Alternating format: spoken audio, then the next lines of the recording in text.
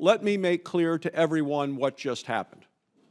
Yesterday, the minority members of the committee chose to boycott our business meeting because they do not support the nomination of Scott Pruitt. As we pointed out yesterday, elections have consequences, and a new president is entitled to put in place people who will advance his agenda, the agenda that the people voted for when they elected him president.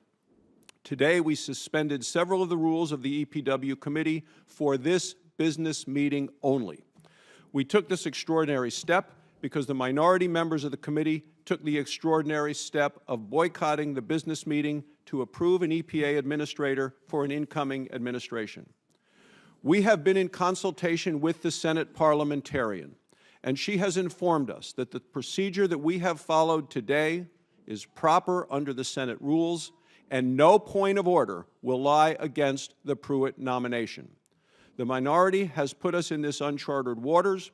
Never before in the history of the EPA has a new president, incoming administration nominee been boycotted.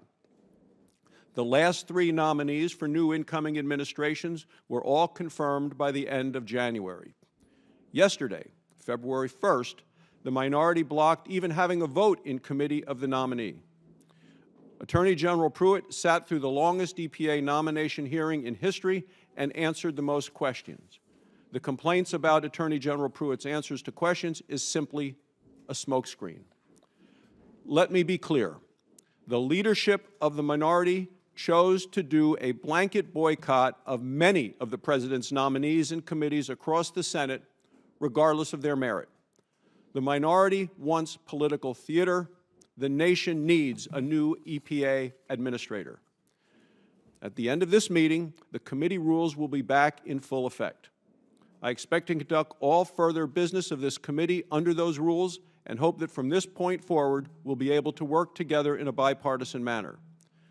Before we adjourn, it is important to note that in 2009, then-Chairman Boxer reported legislation from this committee without meeting the quorum requirements under the committee rules.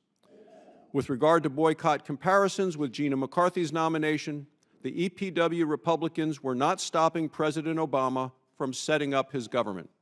Gina McCarthy was a second-term nominee. President Obama's political appointees, including Gina McCarthy, were already at EPA advancing President Obama's agenda.